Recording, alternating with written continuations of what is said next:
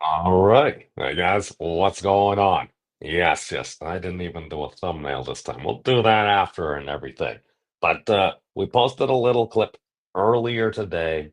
Basically, what was that? That was basically just a little excerpt from before because, well, if you're actually going to try to do the YouTube thing, maybe you should actually try and actually start to put the stuff out. Why? That's a content engine. But hey guys, what's going on? Memes here. So we're going to pick up from yesterday. Um, because I said I was going to explain a whole bunch of stuff. I ended up literally just writing this on the board, and we were going, how do you get something from nothing? I can't do it. Unless you're going to invoke one over nothing, it doesn't quite work. Why do I say that? Because I think Kurt, shout out to Kurt Mungle from the Theories of Everything, but he first asked that, so I'm like, oh, let's just give the standard trolley answer. But before I give the trolley answer, I wanted to check. So what did we do? We did one over nothing. So of course it translates it into one over zero, which we get a complex infinity. That seemed good enough to me. It seemed kind of ill-defined, not really satisfactory. So we kind of went over out that that postulated before. How do we get something from nothing? Well, basically, you need to invoke at least some form of a configuration space and something happening. Now, it doesn't necessarily need to be coherent in the way we thinks about it, and we thinks about it. Yes, we thinks about it. The way we think about it is if you're going to try to conceptualize what's going on. Let's say you have a void, but there's some random waves. Okay, so you got random waves, and at some point you're going to have a particular configuration come into play. In this case, the claim is it is the hyperbolic figure eight knot, the minimal hyperbolic knot. Okay, why is that important? Because I'll just do the quick one over here. Let's just share screen here. Hey, Charlie, good to see you, my friend. Let's go to this guy. We'll do window. So we got one over nothing. So do uh, hyper. I swear I can spell hyperbolic figure. Yeah, I don't go here at all. You visit this site, this page many times. It's, I don't know. I still think Wikipedia, people complain about it, people will be biased, but I don't know. I feel like for a lot of the stuff, I find it worthwhile. Trust, but verify. Okay, so this is the figure eight knot. So what it does is, as soon as you undergo this particular articulation, if you were to subtract this knot and basically its actions there. If you subtract that knot from a sphere, you're going to get the complement. And what does the complement look like? Uh, it's literally just going to do hyperfigure complement. I, I think that's how I spell it. Okay. So it looks kind of like this. Oh, what's this? Well, that's a little 3D print from Professor Henry Segerman. He has the sides cut out so you can kind of see what's going on. And ultimately, even if you don't believe a dang thing about that knot or anything like that, or the Geeskian constant or manifold, a minimal three manifold, and then you've got, I don't know, the double cover of the minimum manifold that happens to have all these fantastical properties. Again, I'm not a geometer or stuff like that, but I'm like, all right, if its first homology group is the integers, I don't know. Then somebody say it's like God created the integers and then mathematicians did the rest. It's like, I'm okay with that because if you grant us the integers, then I don't know. It seems to bolster the case. And again, I'm not a quantum mechanic. I am a dude on the internet. I'm kind of like an LLM, large language models. I just kind of scrape bits and pieces across the internet, kind of assemble them, and I'm just like, all right, is it saying that we cannot do that? If it is there a reason? If it's a good reason, okay, go down that way. But if it's not saying we can't do it, and you're following evidence, and like this seems to actually be leading somewhere, the whole point about that 1 minute tangent was tetrahedron. Basically, that's the thing. The volume you get is the volume of a hyperbolic tetrahedron. In this case, if it's the figure eight knots complement, that's a double cover. Therefore, it's two hyperbolic tetrahedron. And if you think tetrahedron are useful for modeling things, maybe it's useful. Just just a side thought there. Okay, let's get back at it. If we're actually going to explain some stuff and things. Well, we got but oh yeah, all the JFK stats. I don't know. I don't know. It's how long has it been? 60, 80 years. I think most of the folks alive are probably passed away. And you know what? Hey, we'll see what happens. I don't feel like going through 80,000 pages. That's me personally. But no, it's history. So hey, upcycle. Good to see you, my friend. All right, so let's actually get to actually something. Because the whole claim was, all right, you have a void, just kind of like emptiness, at least to us. You just got random waves. You're going to end up having a wave configuration at some point. It's going to lead to that complement that we were seeing there. Okay, now you have a toroidal structure. And as Jen Sharf had postulated, if as soon as you have that point, something that can persist, all that other wave motion and stuff like that, it's going to be like, oh, there's something going on there. And I don't know, is it gravity? Maybe it's Maybelline. I can't say. But if you're going to have all that energy, momentum, or whatever the heck it is at that point come together, that sounds like it's going to get pretty dense, perhaps dense enough within that configuration space to invert the toroidal structure, because that basically was a toroid with literally just a knot tied in the center for ease of viewing there. And again, there's going to be some vector thing, you can trace a bunch of arrows to show what's going on. But once you get that, that's going to invert to a hypersphere of maximal volume. It's going to be something we're going to go over in a probably a few days.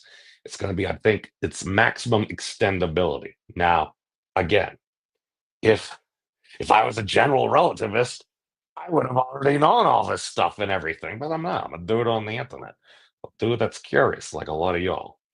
So, but what it is essentially if you're going to postulate there is a minimum length, then is it that far to extend that? Maybe there is a maximum length.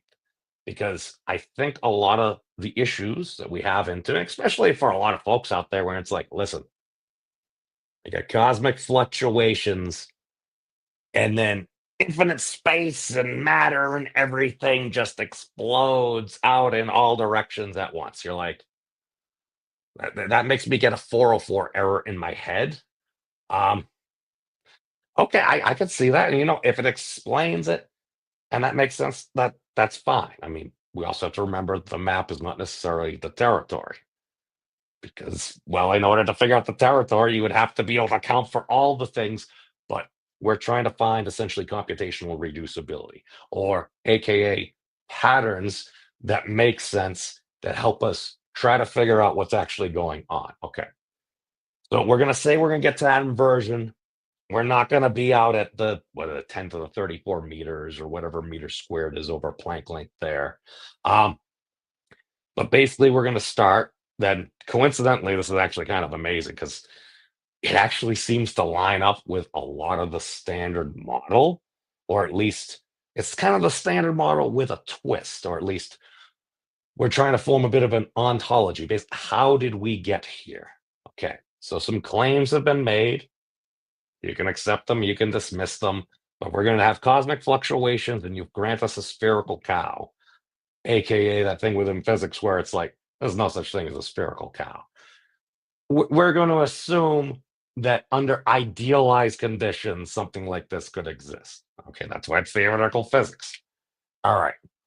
So a lot of folks, we've heard the term the primordial atom. Basically, all of universe. When I'm using the term universe here, I'm using lower U universe. Why? Because if I'm going to conjecture that there is a maximum length to universe by its term is everything.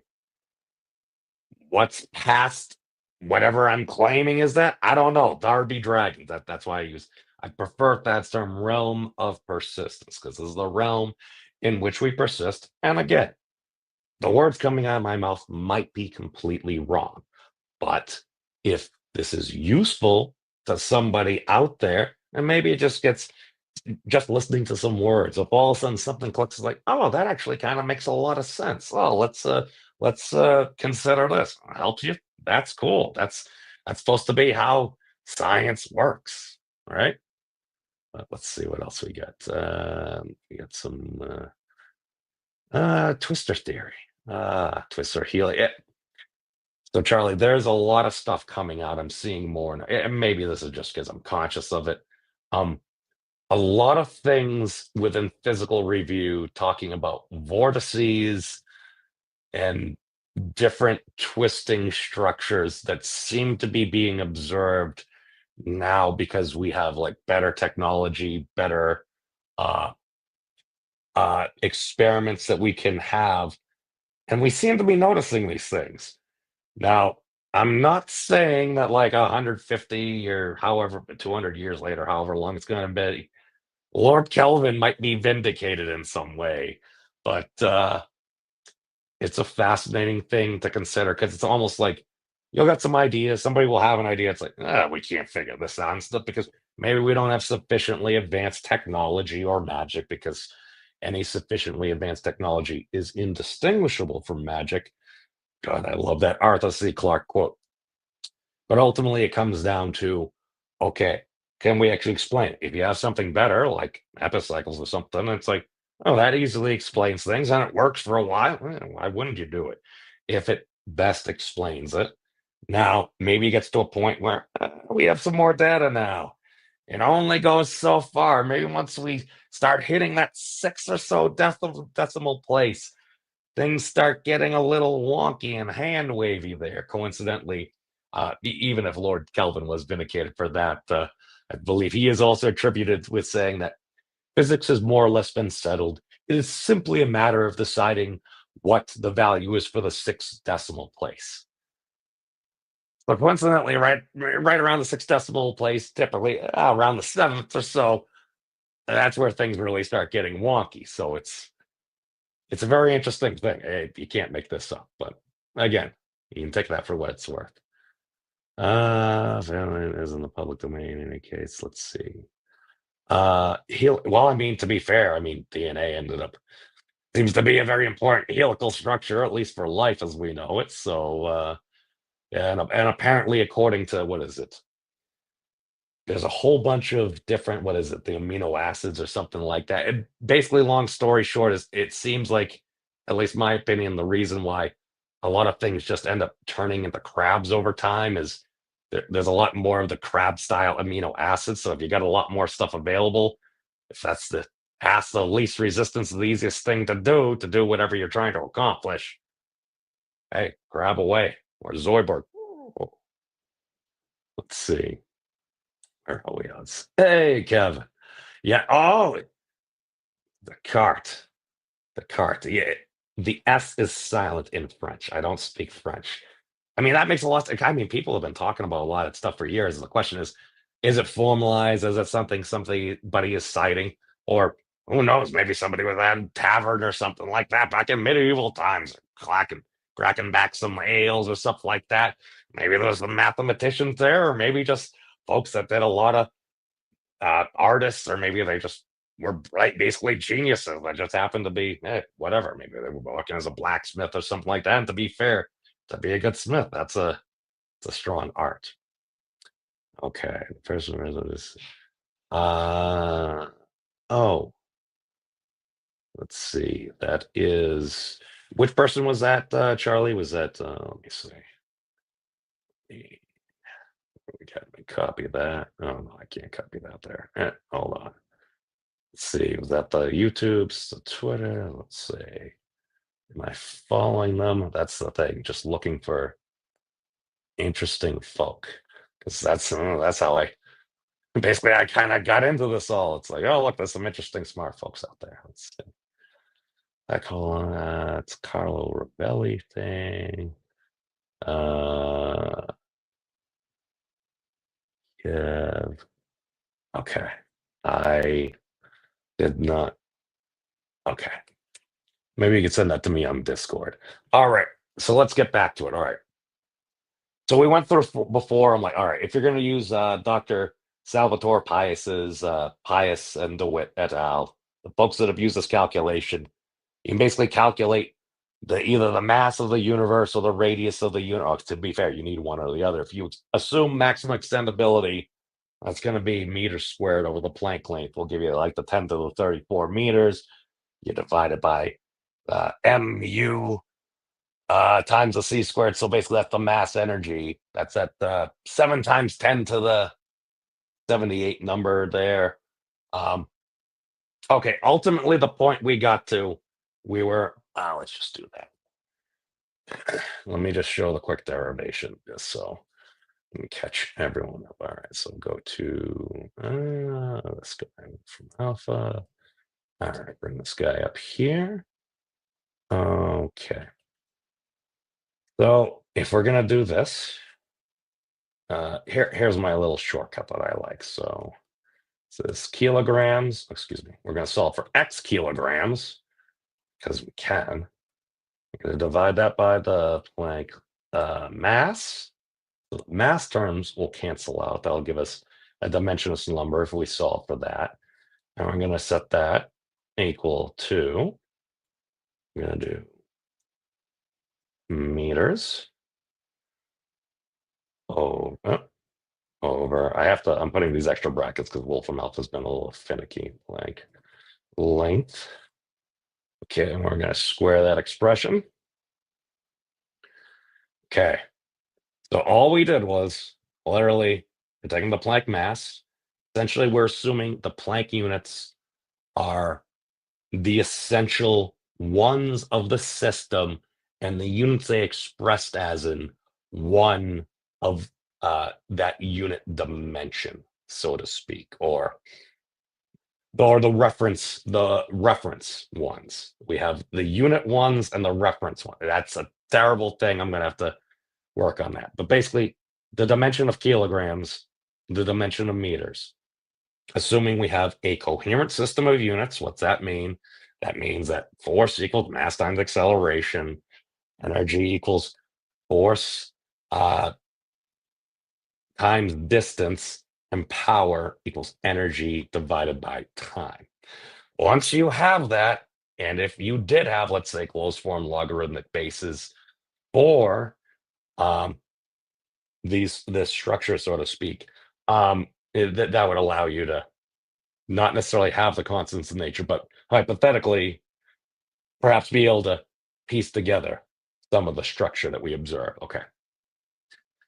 And then we get the Planck mass, the Planck length. We square that because we like squaring things. It gives us this big ginormous number.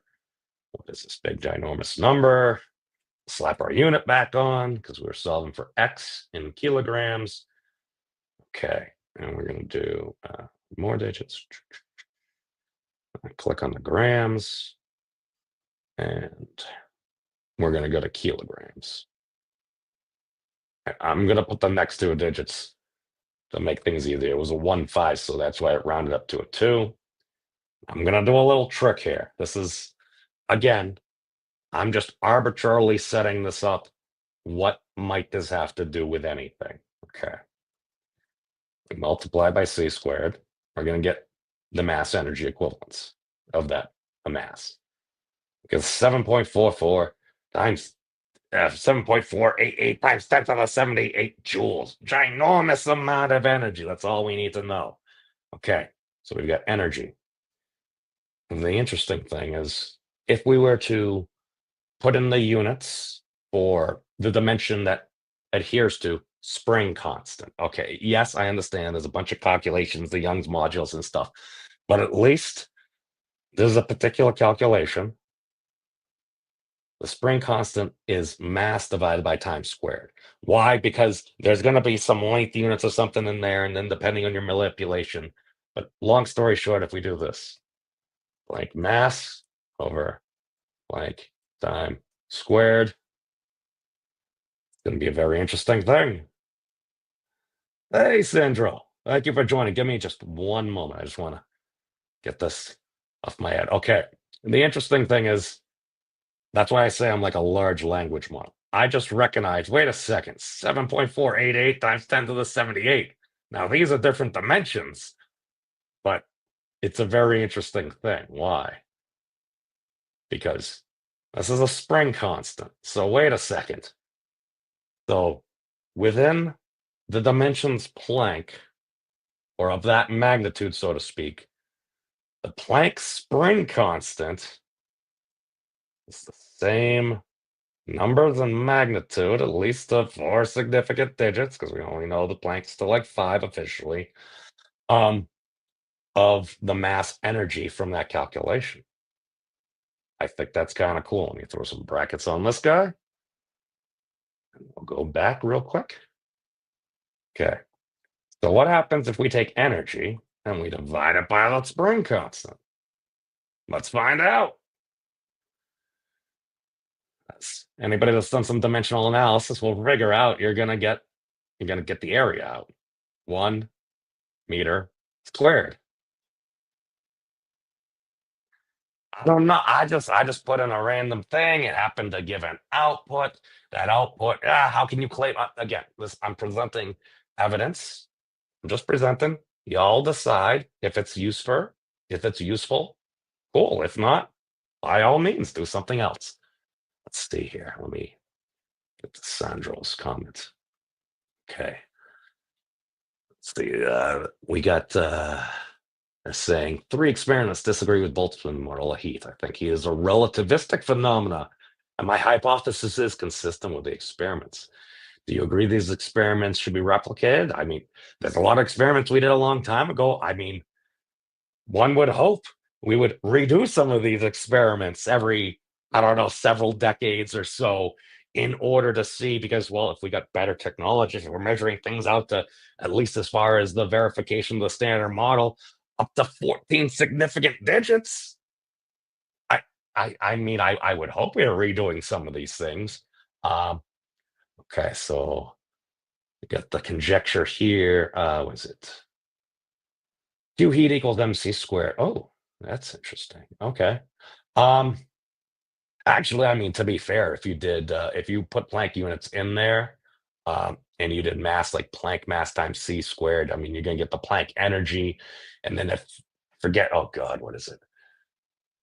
Think you either multiply or divide by Boltzmann's constant, then you'll get like the Planck temperature.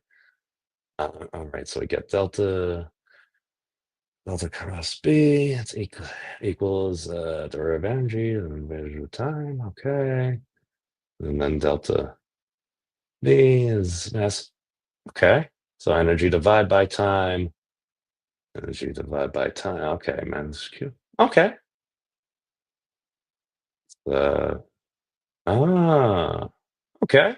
That's cool. No, if you got any links to any, I don't know, videos, any short papers or something like that, or even if it doesn't need to be published or something like that, even if it's a little presentation or something. That's the thing. I literally scrape across the internet. So I don't care where a good idea comes from. I don't care if it's from Ed Witten or some random person that has 14 viewers on YouTube. It's like, who cares where a good idea comes from? It's what you can do with it. Okay. So I've rambled for a whole bunch here. Okay.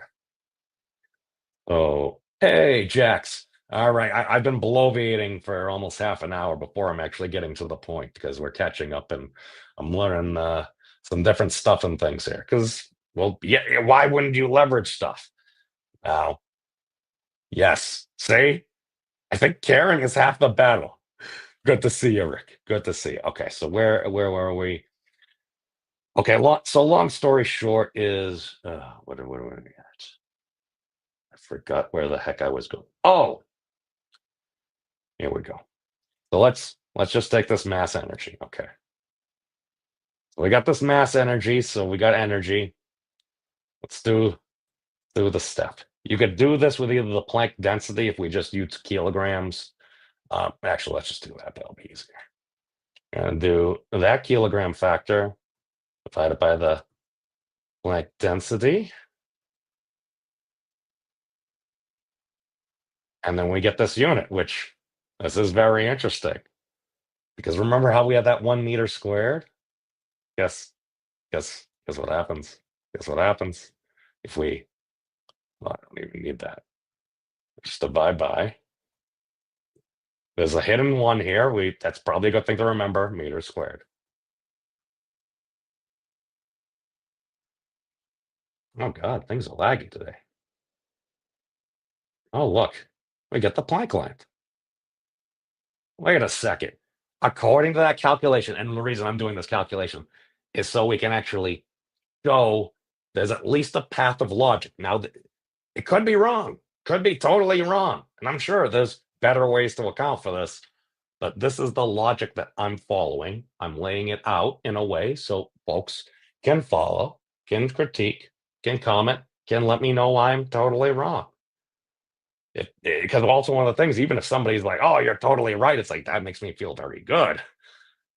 But if a bunch of folks are saying you're right and you're wrong, and then you're spending time and you're banging your heads on the wall, with a lot of folks saying, "Oh, well played, sir, well played," it's like you just don't want a lot of yes people because now you just got bobbleheads and everything. So you want people that can push back, hopefully with some respect. Some people are more tactful than others, and I think that's where a lot of disagreements come. Personally, okay. So we're getting to this. Okay, so let's go back because we had a volume term here. Why the heck am I saying about the mass of an electron? Because if we actually do this, we get cubic meters, but I want a length. Okay, that's meters cubed. So we do our little magical, we raise it to 1/3. So we take the cube root of it. That's how you know it.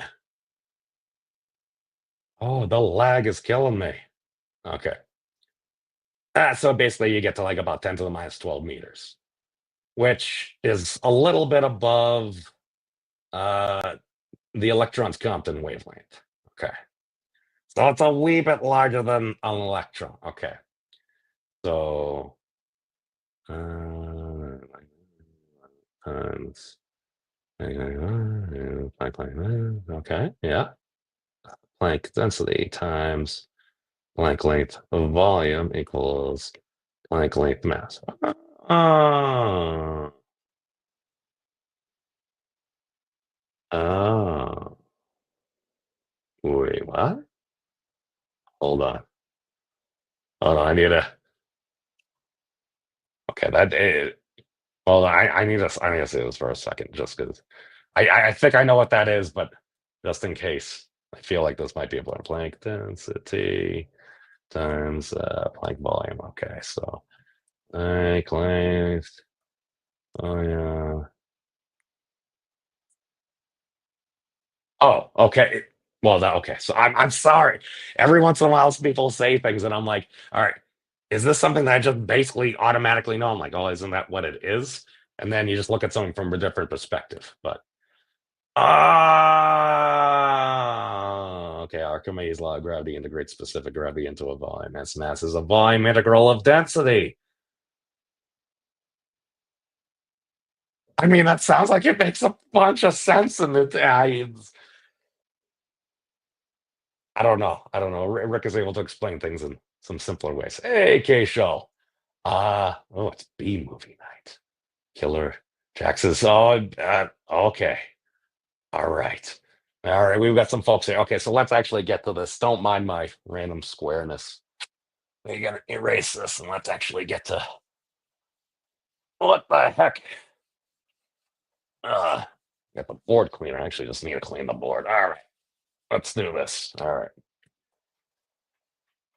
Of course, I dropped the good marker behind the thing. Oh, okay. All right. Evan severely. I'm not. I'm gonna stop speaking before I do something terrible. All right. So let's say we got a really small spot. All right. So the claim is. All right. So we got our primordial atom there. Okay. Yes. Yes. It's a dot that's not even a perfect circle. Why? Because is there a perfect circle? That's a good question. Also a good band. But you've got this point, and it's basically got that 10 to the 61 kilograms equivalent, like mass energy. I'm like, okay. So if we were to start from this point, okay, let's follow the standard thing, except if you want to invoke inflation, by all means, you can do that and everything. For me, I'm like, I'm a simple dude. So I'm like, all right. So if we were to just go out in all our different directions, we were to do something like that. I'm just assuming, see, see, see, see.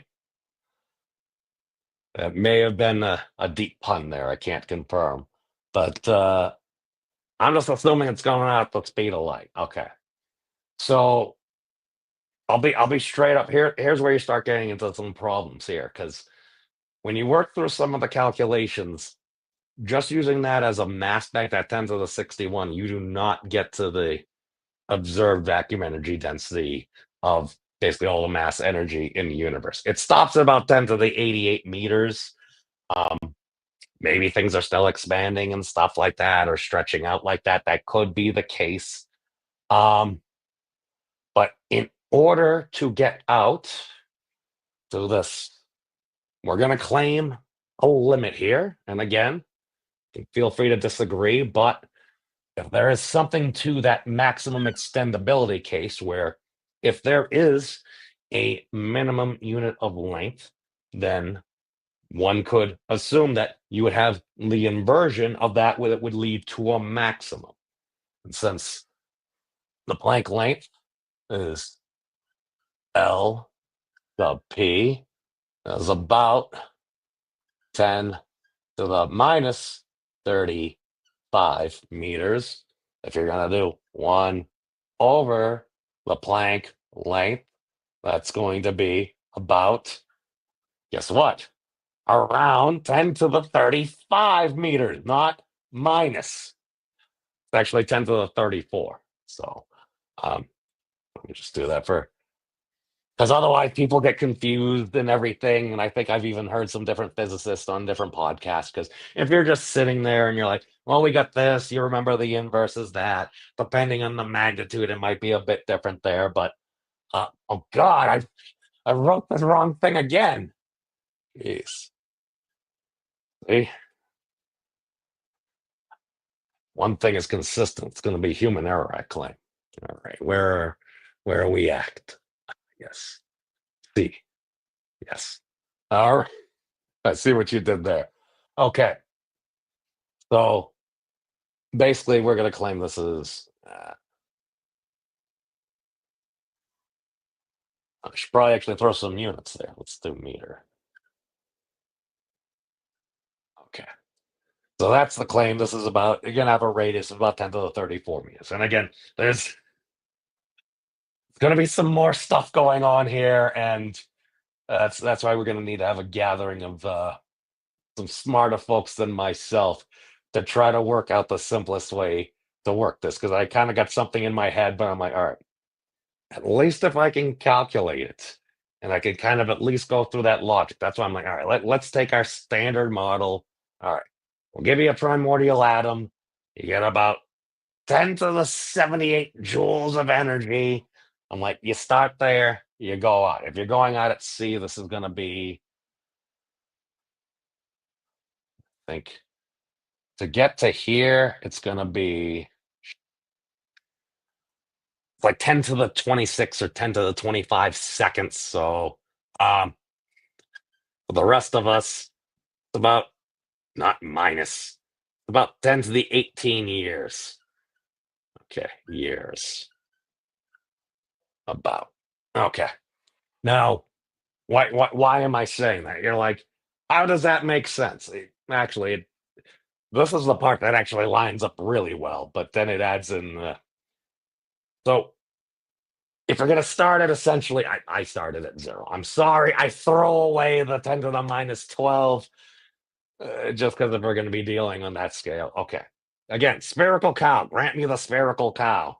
But about 10 to the 18 years, it's like, I mean, to be fair, that lines up actually really well because what we're at, current cosmological paradigm is about 14 billion years.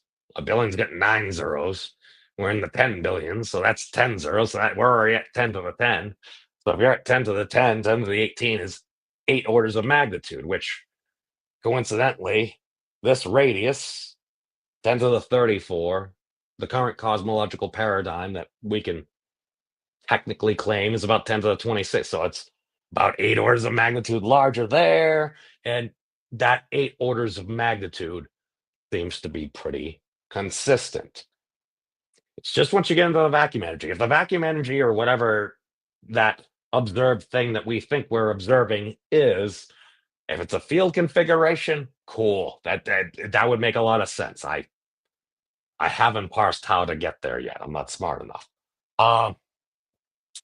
But essentially, at that point, you're going to have, okay, so it looks like universe, so to speak, or our realm persistence. It's about 8 orders of magnitude larger. So what's that? It's about 100 million times more mass, more radius. Yeah, that's basically kind of what we get to. Oh, so we should point out we won't go fully into this because I need to also double check some other crazy calculations. Let's see. So this is no. Let's see. Throw the point. Okay. So speaking of zero, okay. So let's conjecture here. Oh, hold on. I got the little thingy. We can give everybody a warning. Okay.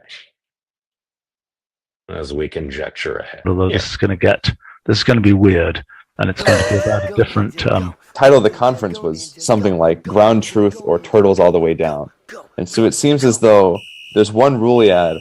I don't think it rules them all, and it might be just hyper-Rulial turtles all the way down.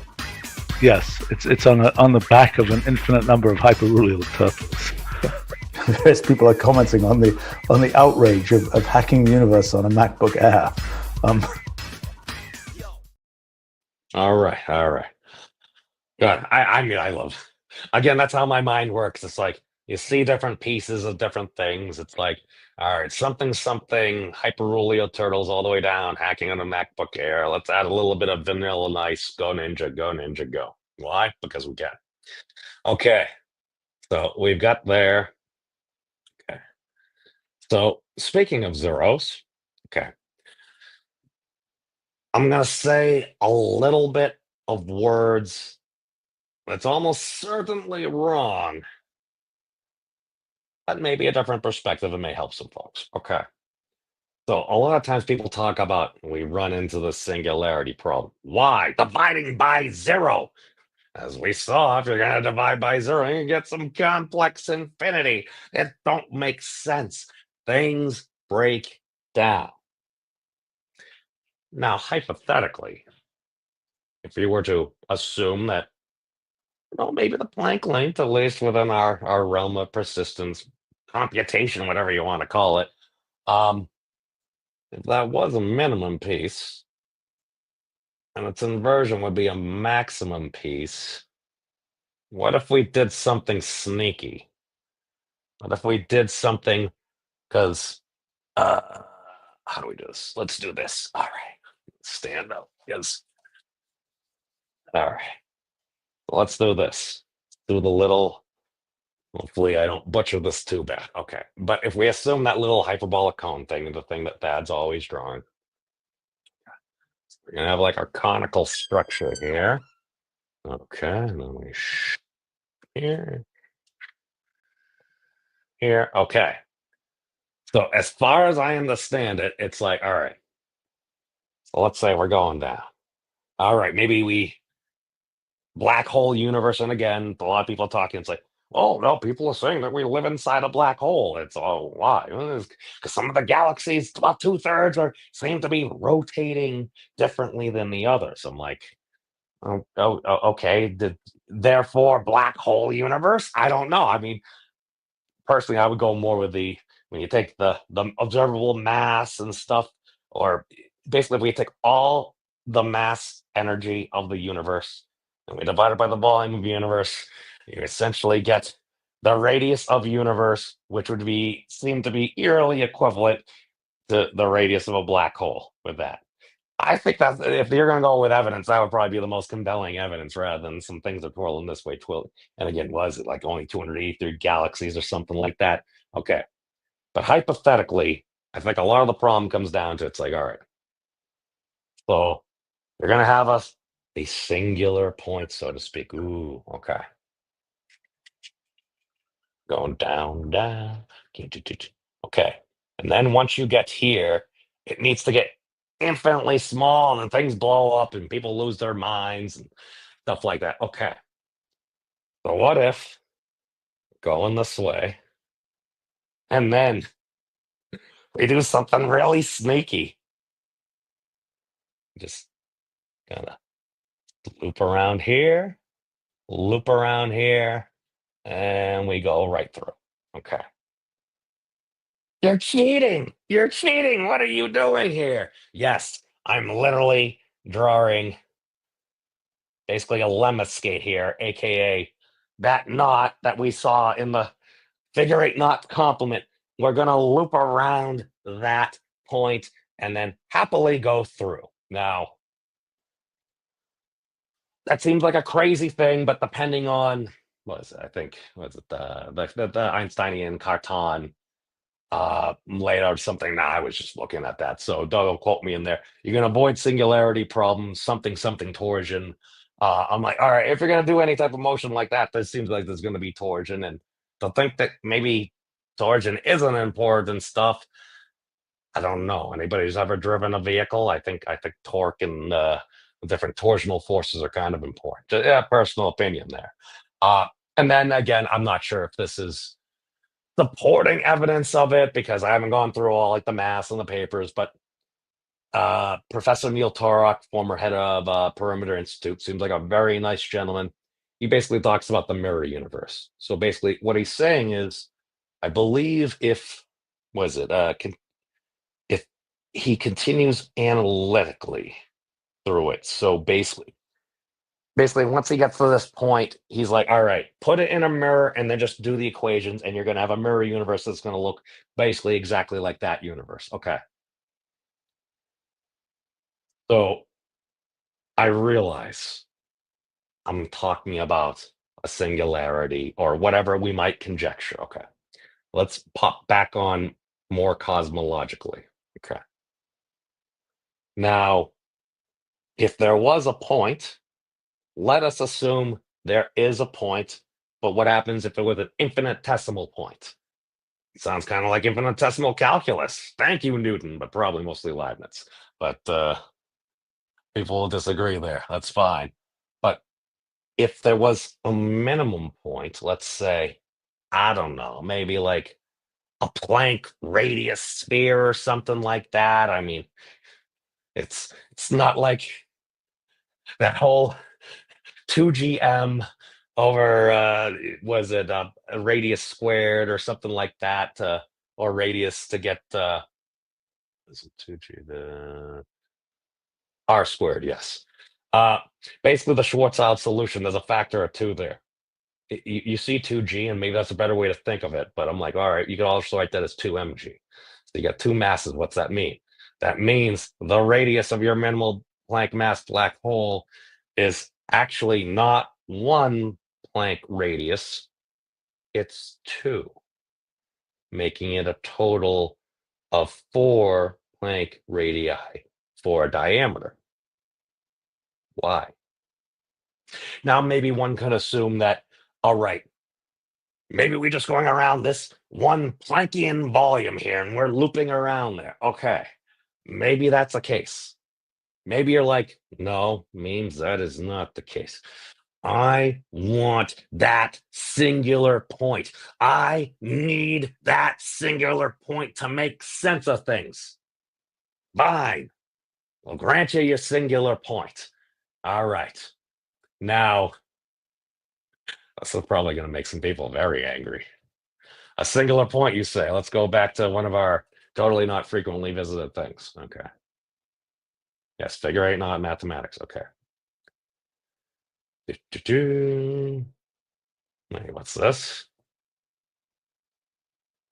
Figure eight knot. It is the link at 0, 0, 0, 0 of an isolated critical point of a real polynomial map, R4 to R2. So according to the theorem of John Milner, it's actually a vibration. Wait a second, vibrations all sound important. Okay. What am I saying? Oh God. Sorry about that. Okay, don't put it right at the top. Okay, there we go. So the figure 8 knot is characterized by having this characteristic. The link at 0, 0, 0, 0. That's 4 zeros. Now, I'm not sure if some folks may consider that to be a singular point, but if you're in a, let's say, a 4-dimensional coordinate system, that kind of looks like a singularity, no? It's almost like, hypothetically, if everything could, I don't know, maybe smoothly go around or go in some way around that point, might that be a clue? Okay. So now that I've pissed off people that have been doing great work for the past 100 years, let's continue, shall Planck mass in a Planck void. Yeah. In a Planck sea. Let's see. All right. So Jack, you have no idea. Okay, no, actually, maybe you do have an idea because depending on which interpretation you have, things can get scary. Try to be a positivist in this, just because ultimately, if things end up being scary, that's fine. Identify and see if we can't maximize our chances. We'll say that. Okay. But ultimately, let's redo this. I'm sorry, I'm going to go the other way. I was thinking in black Holian terms before. Okay. So let's do a little this. So we'll still have our conical structure here, but we're going to get a little fancy here. Okay. So let's do this again. Now we're going to conjecture that maybe it's not infinity. Maybe, I don't know. Is this like the X-Men's belt or something like that? We're going to put a small, tiny toroidal structure. A little knot in there. All right. So that's going to be the figure 8 knots complement. Okay. So hypothetically, let's say you have something like this. All right. You have your hyperbolic, and if we keep expanding out, you see the standard. Oh, our big bag, our space time, and then it looks really flat and everything. Okay. Now, hypothetically, what if this little thing just kind of, I don't know, kept curving around? What happened if it kept curving around and to the point where it's like, oh, wait a second. What happens if we just extended this? So it loops back around, loops back around. At this point, I mean, I don't think this necessarily needs to be mirror universe, so to speak, just because you were to extend out from all that stuff there. And if this thing does have some rotation, that's very important because if this is rotating, I don't know, might that make certain cosmological structures, especially if it's starting from a very early time, got some rotation.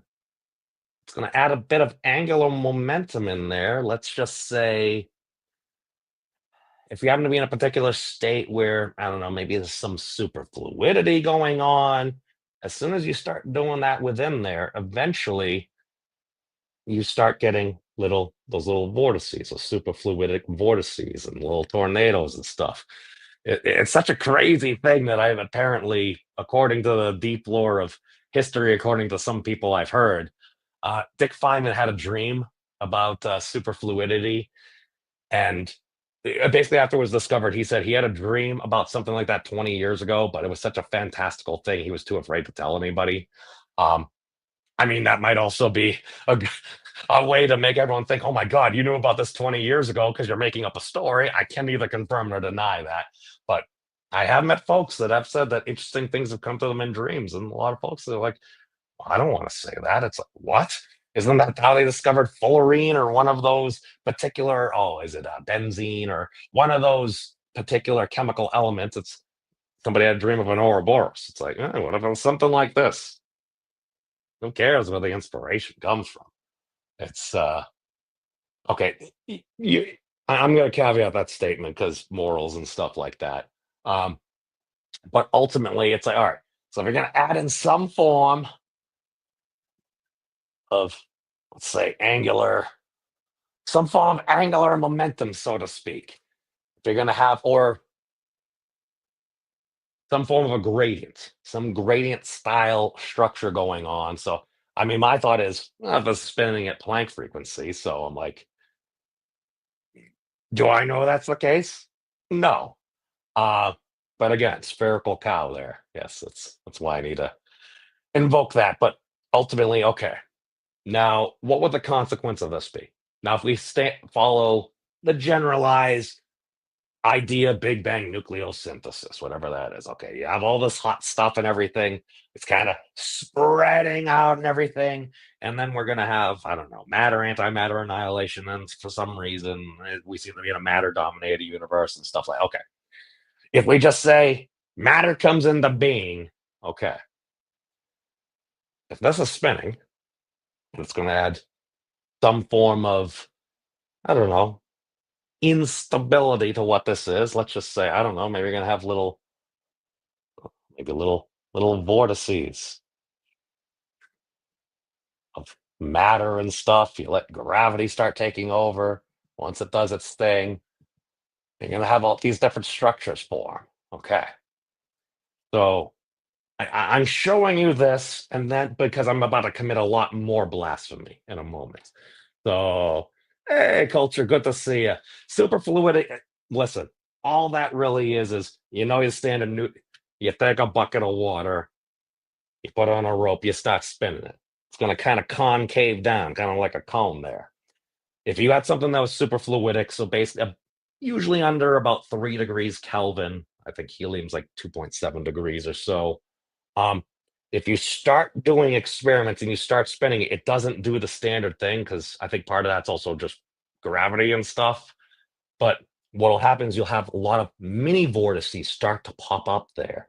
And it seems to be just such a crazy thing about how that can happen, but apparently it's observed. So the claim is if you were to start to have this add in some sort of instability, maybe you're going to have some, I don't know, little tornadic structure, maybe a little vortices popping up in our lower, I'm going to say again, universe with small u, because if I'm going to claim there's a finite limit, big U universe is everything. And that sounds more, I don't know what's beyond there. I'm just doing some calculations. But if you do that, might that explain why, I don't know, maybe if there's a preferred direction here, maybe more galaxies will tend to be spinning in a particular way than others. Again, you have to go follow the observations and stuff. Okay.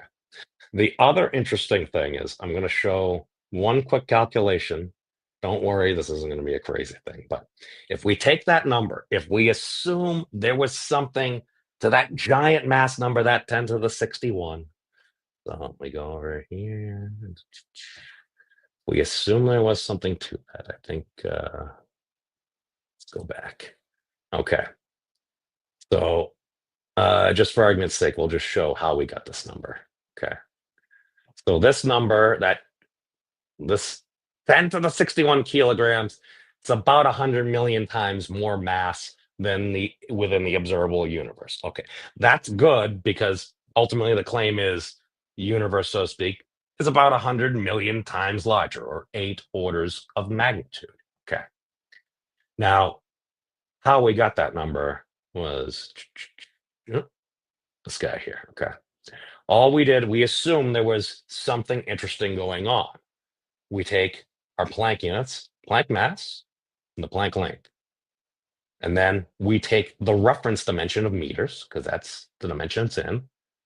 We take meters of a Planck length and we square that thing, because squaring is cool. It seems to happen to work out for the calculation. And now we're just solving for x here. It gives us this ginormous number down here that happens to be basically. Here we go. All right. So that 10 to the 61 kilograms. Okay. Coincidentally, this was just a haphazard calculation that I had to do because I'm terrible. So we take that. It's in kilograms. So we're going to take that claimed mass bank of a universe because E equals mc squared. So maybe it takes a different form. And let's just divide it by, let's say for fun, Avogadro's number. Avogadro's number. Totally spelling that wrong. Okay. So we're taking that ginormous amount of mass. We're going to divide by Avogadro's number. That thing in chemistry that got like 26 like digits or something like that after that. Hold on. Let me just refresh. Okay. Laggy today. All right. You get this number here. 10 to the 38 kilograms. That means absolutely nothing to me. Don't worry. If you happen to know what that is, I mean, power to you. But it doesn't mean a dang thing to me. But since we have modern tools that basically take the Library of Alexandria and raise it to the nth exponent, it can give you an idea of what this might be close to. Okay, it's about 10 to the 7 solar masses. Wait, what's this? Huh.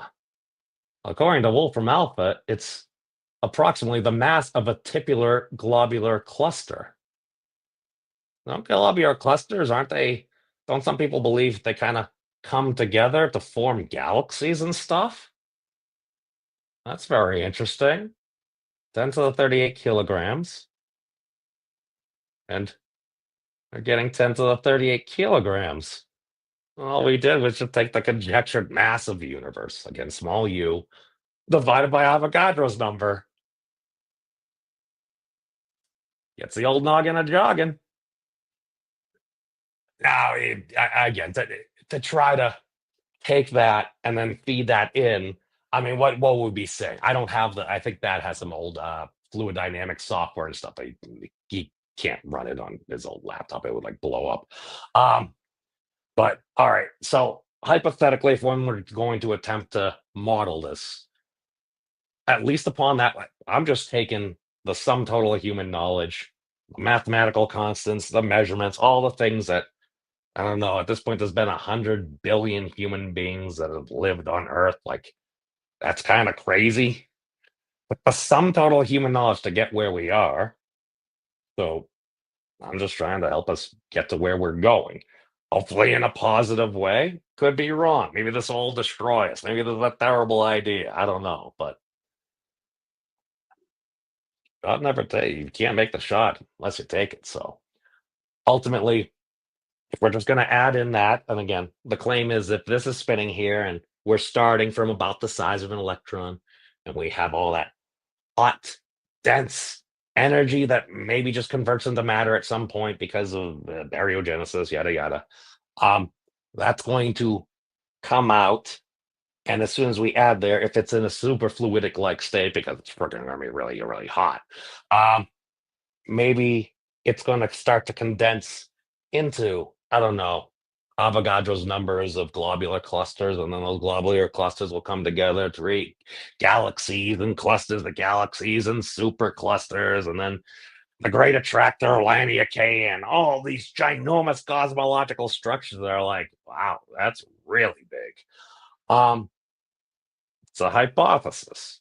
We're going to have to follow the evidence. We'll have to see where it goes. So this is probably a good place to stop right now, just because to commit more blasphemy, I think we should save that for maybe tomorrow or Friday.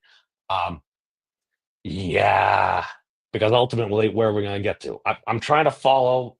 This is the problem I have. I keep so many models in my head. I'm like, all right, what's the standard accepted thing? And again, do I know all this stuff? No.